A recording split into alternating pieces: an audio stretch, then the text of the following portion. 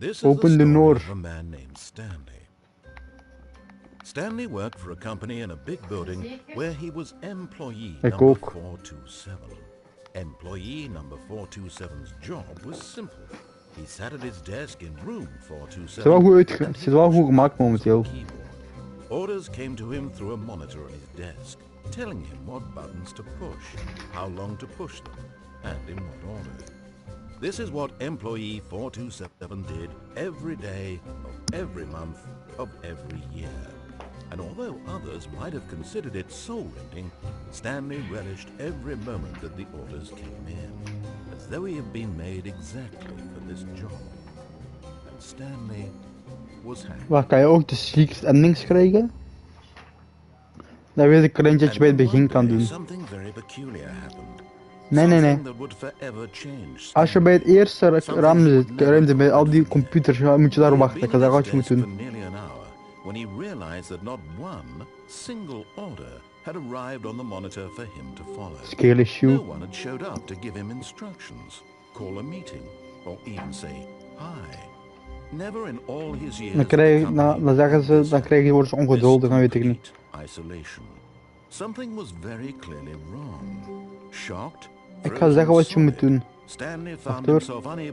Maar wacht even, hè. Je moet eerst doen wat ik ga doen. Er is een secret.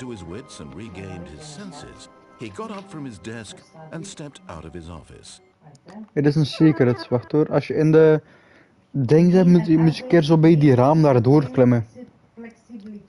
En er is een manier door het raam te klimmen. Maar dan moet je eerst zo die ding 2 unlocken, dat je kan springen. Anders kunnen we nog niet springen, dus. Wat?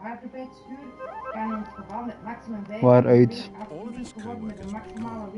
Shocked. Stanley decided to go to the meeting room. Perhaps he had simply missed a memo.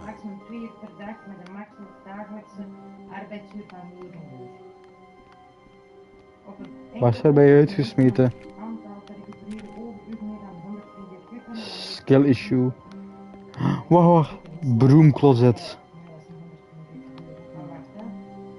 I'm gonna do it. Maar waarom kunnen die computerdingen ook al dingen openen? Waarom kan ik niks openen?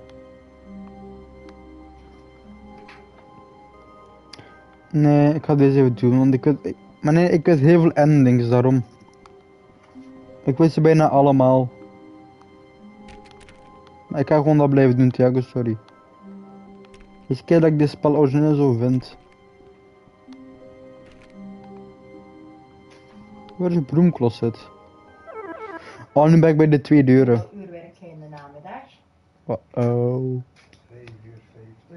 Ah, jij werkt je, dat is kut. Dan hebben ze dat juist goed uitgerekend. Losers.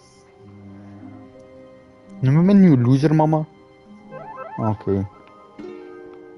When Stanley came to a set of 2 open doors, he entered the door on his left. Ik pak rechts. This was not the correct way to the meeting room, and Stanley knew it perfectly well. Ja. Perhaps he wanted to stop by Dat heb ik the gedaan. lounge first, just to admire it.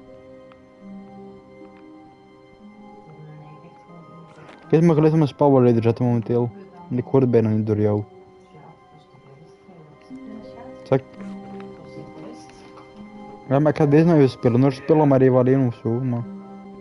Wat doe ik, ja? Yes, truly a room worth admiring. It had really been worth the detour after all, just to spend a few moments here in this immaculate, beautifully constructed room.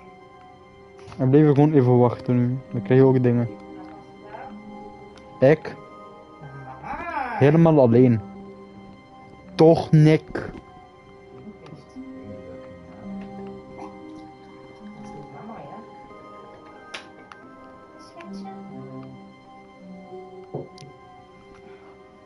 Gebeurt niks, ach ja.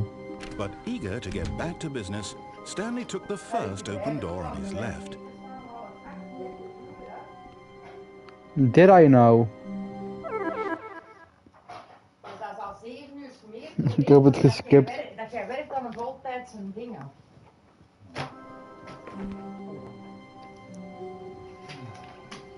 Dit is er niet aan.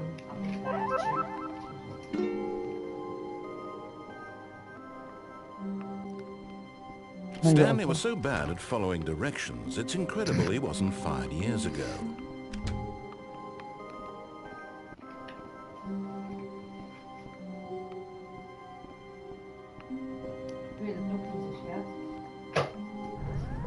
Look, Stanley, I think perhaps we've gotten off on the wrong foot here. I'm not your enemy, really, I'm not. I realize that investing your trust in someone else can be difficult, but the fact is that the story has been about nothing but you all this time. There's someone you've been neglecting, Stanley. Someone you've forgotten about.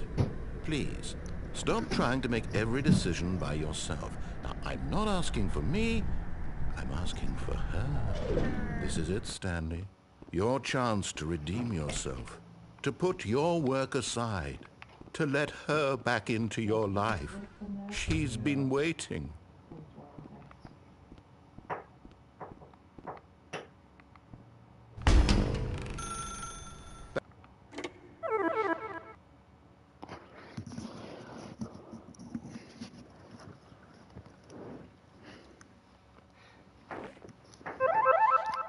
Oh, Stanley, is that you? Hold on, sweetie. Sorry to keep you waiting. I'm just pulling the bread out of the oven. What? All right. Okay, there we go. All right, now, I want you to come in and tell me all about your day. Gotcha! Oh, come on. Did you actually think you had a loving wife who'd want to commit their life to you? I'm trying to make a point here, Stanley. I'm trying to get you to see something. Come inside. Let me show you what's really going on here. This is a very sad story about the death of a man named Stanley.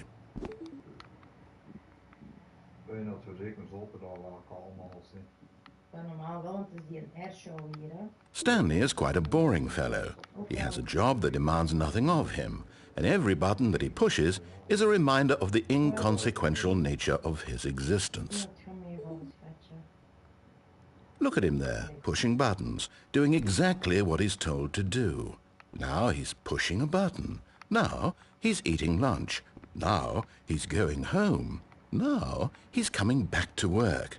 One might even feel sorry for him, except that he's chosen this life.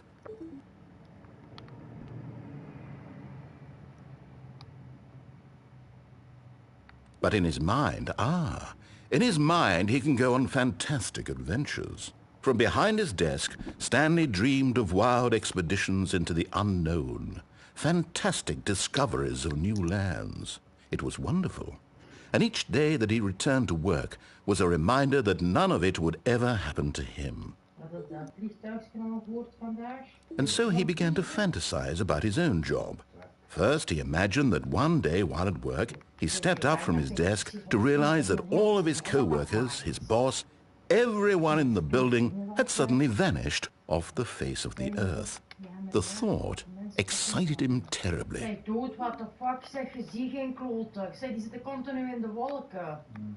So he went further. He imagined that he came to two open doors and that he could go through either. At last, choice. It barely even mattered what lay behind each door. The mere thought that his decisions would mean something was almost too wonderful to behold. Hallo.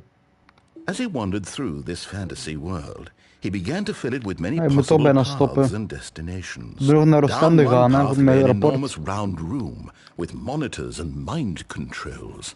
And down another was a yellow line that Nee. weaved in many directions. And down Dat another was a mag. game with a baby. And he called it the Stanley Parable. It was such a wonderful fantasy, and so in his head he relived it again, and then again, and again, over and over, wishing beyond hope that it would never end, that he might always feel this free. Surely there's an answer down some new path, mustn't there be? Perhaps if he played just one more time. But there is no answer. How could there possibly be?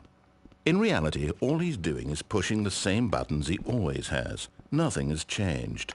The longer he spends here, the more invested he gets, the more he forgets which life is the real one. And I'm trying to tell him this, that in this world he can never